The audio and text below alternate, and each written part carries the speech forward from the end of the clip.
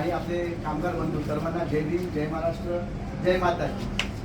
आज मी सर्वांना एकच प्रश्न विचारतोय की आज जे संचालक मंडळ हयात आहे, जे एवढे वर्षापासून आहे संचालक पदीवर, त्यांनी आपल्यासाठी काय उपाययोजना आणली, चांगली काय आणली, ते मला तुम्हाला विचारायचं आहे. त्यांची मानसिकता अशी आहे की जो कामगार वर्ग आहे, जो चतुर्श्रेणी कामगार वर्ग आहे, तो कधी वरती नाही आला पाहिजे. कारण त्याचं उदाहरण देतो मी. त्यांनी अशी सिस्टम बनवून ठेवली आहे की जो बँकेत आपण बघितला तर 85% आपल्या चतुर्श्रेणी कामगारच्या लोनवर ही बँक चालली आहे. आपला वार्षिक नफा किती आहे बँकेचा? 130 कोटी. मित्रांनो, 130 कोटी मधून 25 कोटी ते फक्त टॅक्स भरतात, बाकीचे सर्व प्रॉफिट आहे.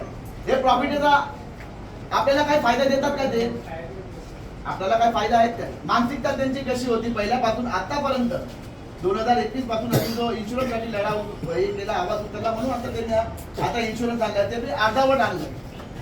आज आपल्याला ते पहिली मानसिकता त्यांची कशी होती की बाबा तो कोण इन्शुरन्स आहे, आपण ते लोन धारक आहेत, आपण जर लोन काढला, आपलं वर्ग आहे चतुर्श्रेणी कामगार वर्ग, 1000 बिमाऱ्यांना लढा देऊन आपण आपला कर्तव्य निभवतो आहे. आपण जर आपला एका सभासद जर मयत झाला तर काय करणार? ते त्यांचा फंड सर्व्हिस येणार, त्याच्यामधून त्याच्या रक्कम, लोनची रक्कम ते वजा करून घेणार. त्याच्यामधून नाही झाला तर जो पीटी उमेदवार असेल त्याचा मेंबर बनवणार आणि त्यांना लागला बीएमसी बँकेचा कर्जदार बनवणार. ही मानसिकता आज गेल्या एवढ्या वर्षापासून चालू आहे. आम्ही 2021 ला प्रश्न केला होता इन्शुरन्सचा. आमचा कामगारांना जेवढा तुम्ही लोन देतात तेवढा इन्शुरन्स द्या. दिला का मित्रांनो? नाही दिला. सर्वांचे पैसे देखील इन्शुरन्सचे कापले गेले, तेही कुणाला माहिती नाही. सर्वांच्या सीडी मधून पैसे 6300 रुपये कापून गेले. एक हुकुमशाही आहे. सभासदांना ना विश्वासात घेता त्यांनी ते पैसे कापले आहेत. हे मंजूर आहेत का तुम्हाला? आज जर आपण एक मोबाईल घेतो, मोबाईलवर इन्शुरन्स भेटतो, तर आपल्याला काहीतरी कागदपत्र देतात ना त्या इन्शुरन्सचा. बाबा एवढा तुम्हाला इन्शुरन्स हा कागदपत्र आहे, जर तुम्हाला काय बरं वाईट झालं तर ते कागदपत्र घेऊन तुमचे वारस आहेत ते उभे राहतील, बाबा हे इन्शुरन्स आम्ही काढलाय. असा कागदपत्र तुम्हाला पॉलिसी दिली आहे का त्या इन्शुरन्सची अजूनपर्यंत? अरे नाही काय, आवाज द्या. आहे की नाही? अरे असं झोपून राहू नका, उठा.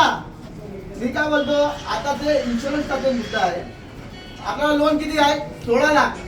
इन्शुरन्स कितीचा? 7.5 लाख. परत तो चक्र.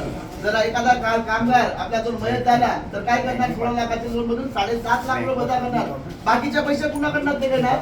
परत तेच इन्शुरन्स फंड जरी झाला त्याच्यामध्ये वजा करा, नाही आला तर त्याचा पीटी उमेदवार ते कुठेतरी थांबला पाहिजे का नाही? आपण आज प्रायव्हेट बँकेत जातो, आपल्याला सहज लोनवर जेवढी असेल तेवढा इन्शुरन्स आपल्याला सहज देतात. ते मागणी करायची पण जरूरत नाही, ते स्वतः देतात का? त्यांना असं वाटायला पाहिजे तर लोन धारक आहे हे कुठेतरी सिक्युअर असायला पाहिजे, त्यांची कुटुंब सिक्युअर असायला पाहिजे. विचार करता.